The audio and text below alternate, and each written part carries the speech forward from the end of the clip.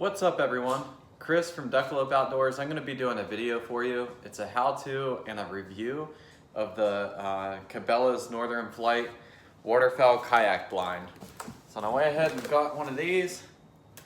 So Justin picked up one too from Bass Pro. It cost $1.99. So if you can get any discounts or anything like that, it'll help you out on taxes. So I recently just picked up a Ascend H10. Justin got the Ascend H12. So I'm gonna try this blind out on the 10. And of course it's already, it's fit for the H12. So we all know that that's gonna work. So with mine, I may have to customize it a little bit. So I went ahead and figured I'm gonna do a video for y'all. So stay tuned and enjoy. After unboxing it, this is the actual blind itself. Right now it's upside down, because I just wanted to look at the frame and see what it looked like. Everything was nicely wrapped. They're still like wrapping around the actual frame itself. It came with two tent poles. That's supposed to be for the flaps. I'll show you that here in a bit once I start putting it together. That's the actual the seat itself, and it's almost like a I don't know. It's like a really thick cushion, almost like the gel type cushion. Seems like it'd be pretty comfortable, but if not, then we can always add to it. These are the instructions. I've heard that the instructions weren't that good. This is my first time looking at it. I'll try to get down closer on it once I get this thing open here. Well, that's not in English, so hold up here. There we go. Oh, okay. It's kind of English and a different language at the same time. Okay. So going along with the pictures, it's all in black and white. I heard they're very hard to follow, and there's other steps in here that it's missing. Off of one of the other YouTube videos I've watched, I'm sure y'all end up, following upon that. But I'm gonna do a little bit more detailed in view of step by step. So, so step one, you want to unfold the entire frame so that way you can see all the bars. Okay, this is the front where your face is going to be, where your head is. So this actual frame itself, what you want to do is take these bars, which they're free, they're going to be flopping around, you can't miss them. You want to line them up with this, and there's already this pin attached onto the actual frame itself. It doesn't come in the baggie. So you want to run these pins through through both of these bars. Once you got those pins in, you're using the back arm of the frame, and you want to connect it with the front one. So you can see like the little snap things, and there's the holes. So pretty much you're just gonna insert this pole, the front one, into the back one, and now they're snapped in. All right. For this next step, we're going to be adding on the feet.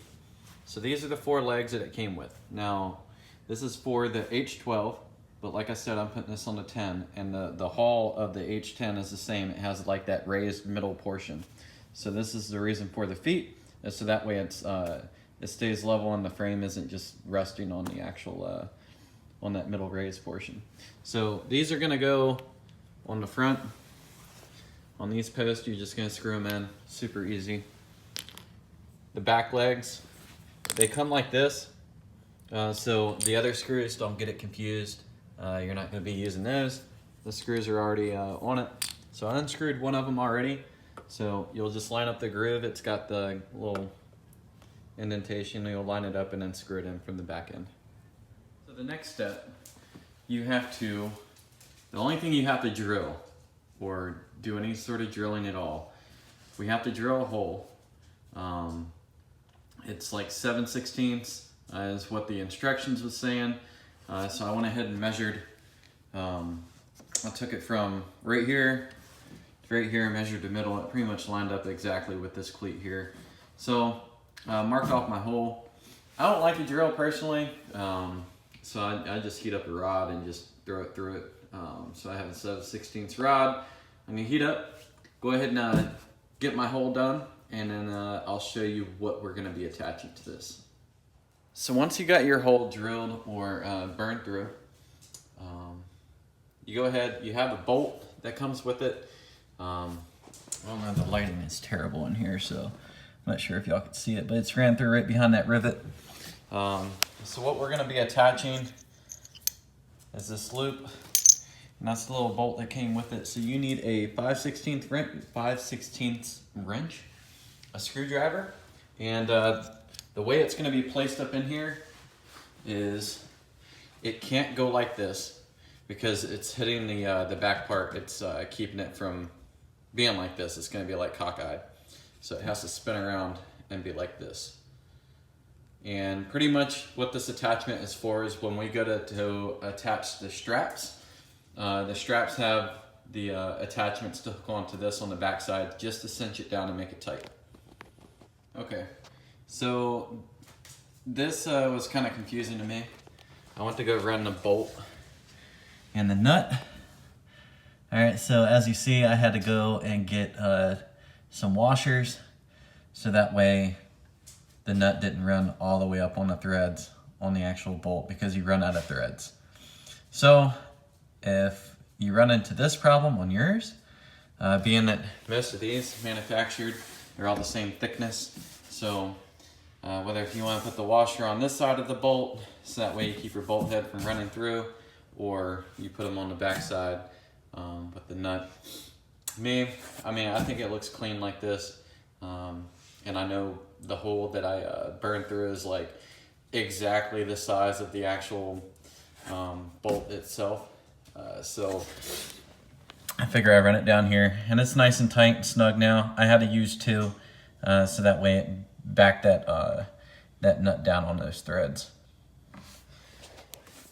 All right, so we went ahead and took the blind and put it on the H10. Yes, this is the H10 again. And Bo, he's looking like a demon with his eyes. So as you can see, this blind is made for the 12 footers. So we got a lot of material hanging off. So this is the stern of the boat. So coming down, I mean, you could probably dress it up to probably 3 of those lengths, or 2. Give you a little bit more length to the actual water line. Down on the actual skirt itself, that could be trimmed up too, so that way if you got a down bird and you're trying to go pick them up, so you don't have a lot of drag. They do have the clips here, so that way you can roll it up and clip it, and so that way it's not touching the water at all. But obviously when you're sitting out in the water or open water, you know, you want the skirt down, but I don't need that much, and I'm really good at sewing. So if you have a sewing machine, your wife knows how to sew, or you know how to sew,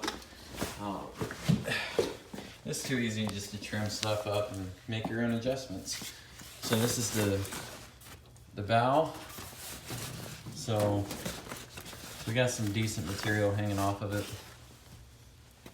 And the same thing with the skirt on this side. But this is with it closed up. It's all covered up there. There is a strap here on the front that we have to connect, and that can be tightened up.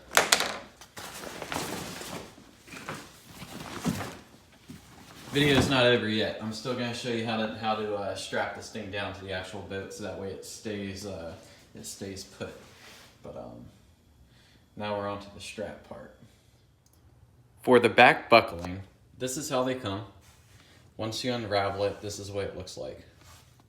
So you want the strap, this is it finished with the way I did it. And you want the label to be on the outside. The reason for that, especially being in the Army, they're big on labels and that sort of stuff, and easy for cinching things down. If you keep the label on the outside, it's easier to cinch it down, so that way you're not pulling the buckle on the opposite side and, you know, messing up your knuckles and also messing up your buckles as well. So how you get it that way is, I went ahead and kind of started this one. So that's your label. You're gonna take the strap, once you undo it from this, run it through this metal piece and run it back towards the back, bring it around the front, and then loop it back through this. Cinch it down, get it somewhat tight. Take your clip it to your ring that you installed, and cinch it down. And I took it on the back side of this, so that way you don't have a whole bunch of tension on the actual frame itself. And that's how you cinch down the back end. Now for the front part of the frame, to strap it down, we don't have to do any drilling, thank goodness. We're gonna be using the rings that are already installed. If you see this carabiner hanging down, it comes with it. It's already riveted in there. You can see the rivet on that back side there. And then it's the same one on this side. They come with it. It's already installed. It's underneath your, what's that thing called? Track mount. So what I'm gonna do is crisscross it. Instead of doing it on this end and then having a long strap hanging out once I cinch it down, if you crisscross your straps, I feel like it's going to be a little bit more stable. It cleans up the area a little bit nicer. The next step, we're going to add the tent poles to the doors, because as you know, they're flimsy when they're packaged. So like right now, flimsy. This one's installed. All right, so there's the little Velcro piece to put it in. I already got that one somewhat started. I put this one in all the way. Just take your time with it when you're putting it in, just because it likes to bind up at certain points. And if you go shoving it, whatever, you could break the pole, you could rip the material. So once you get all the way down to the end, it's just like when you put together, like a kid's, kid's tent, pup tent, something like that. When you go to finish it off, it doesn't have enough room to actually clear the stitching. So what I did, and I picked this up a few years ago putting things together. There's the little hole that's, I guess, melted out or stamped. That's where the string is attached to. So what I do is I take a screwdriver and I put it right in that divot, and I push on it and then just wedge it in to the material. So when we go to uninstall it, so pretty much all you do is just work it out of there. If need be, like I said, if you're good at sewing, you could go ahead and cut that stitching, bring it on back all the way to the actual edge where it should be, and wedge it out from there. So here it is, closed up with both of the rods in.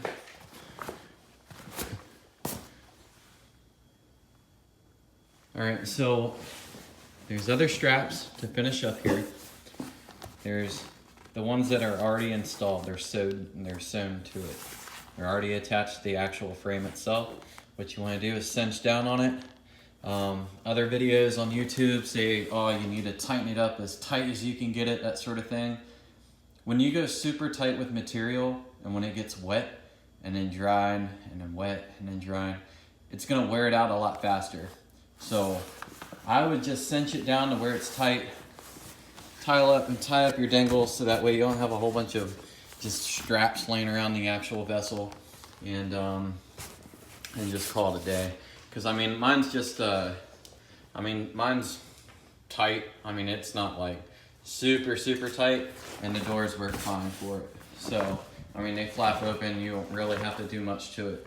So I'm gonna go ahead and hit this other side too.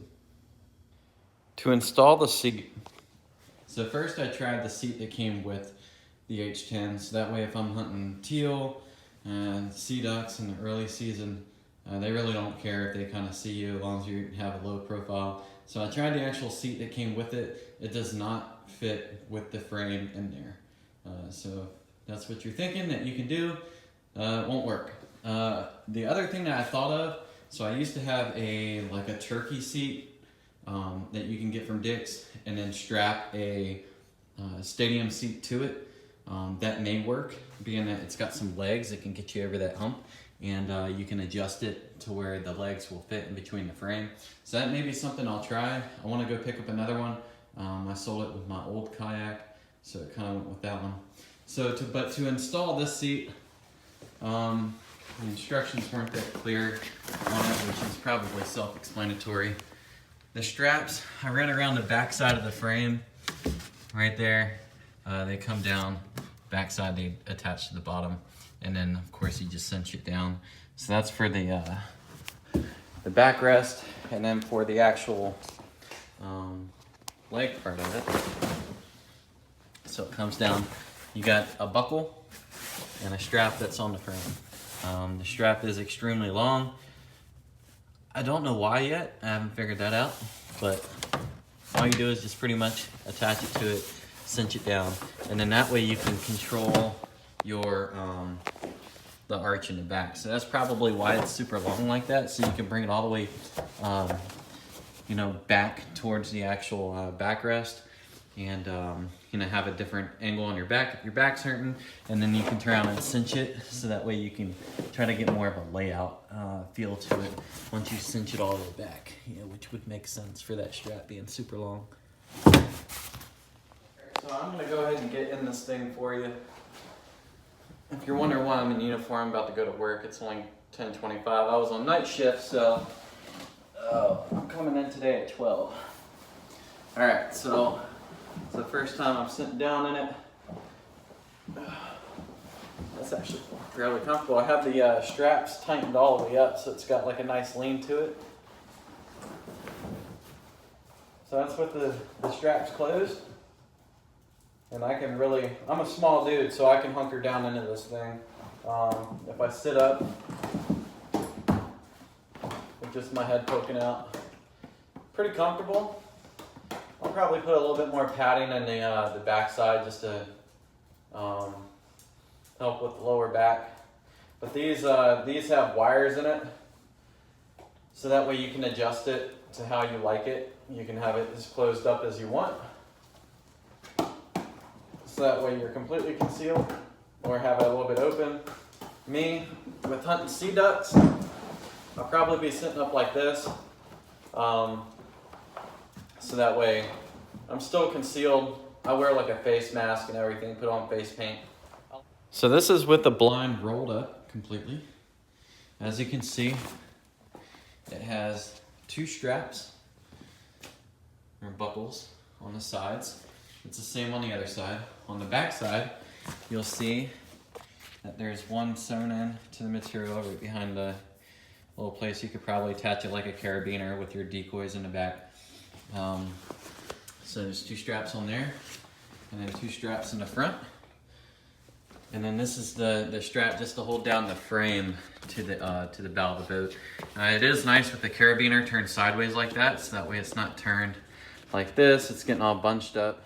Okay, some of the pros and cons of this thing, just by putting it together, seeing it on the boat, imagining how it's gonna be paddling, and also for the installation. All right, so pros. Pros, obviously good concealment for the boat, whether if you got an H10, H12, or any of the other boats that it's actually built for. For the actual paddling, that would be the con, because with the doors completely open, you're sitting inside, you're not in an actual seat, so you're sitting up as high as you can get. You probably won't be able to paddle as fast as normal because you have to clear the ledges when you paddle, so I would suggest getting the longest paddle that you can get. Another pro, I'm gonna be bouncing back and forth, sorry. Pro, the seat is comfortable, I feel, once it's cinched down. I feel like the installation was not hard at all, especially like once I went through it. Hopefully this video makes it easier for you, so that way you can say the same thing.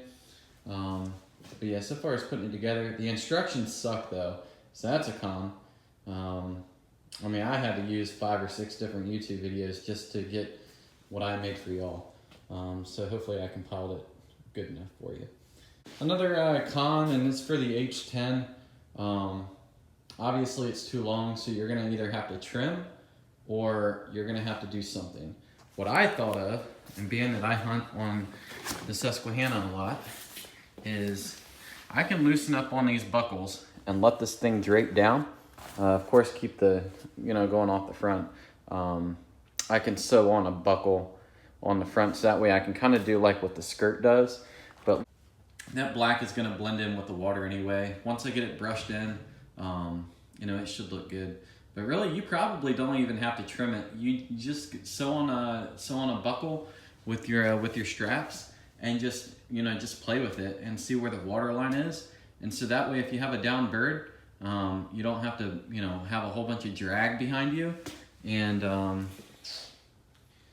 you know, it should be fine, especially if you brushed in on top, and then with the black with the water, it should just go ahead and blend in for you. But I still have enough room to put in all my decoys once it's rolled up, and this kayak is super stable. So by unclasping this and just tossing it back, and me, I'm little, so I could probably crawl all the way in the back anyway. I'm like 5'5", 5'4", so by flapping it back once the decoys are out, or you can tow them. A lot of people tow behind them, or have like one of the little smaller like little skips with them. And then on the front, I plan on putting decoys underneath my feet, or I can just lean up and take this off and have the decoys in the front too.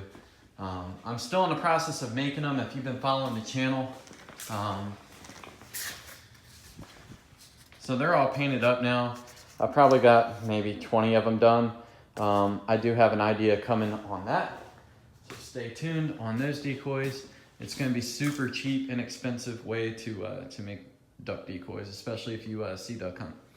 All right. Well, I hope y'all enjoyed the video.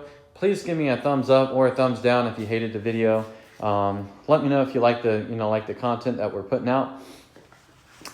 Justin's got the H12 with the same exact blind, so I'm not sure if he's going to do a video on how to put it together, but I'm sure he'll probably take pictures and post it up on Facebook, and I'll steal them and put them on our Instagram.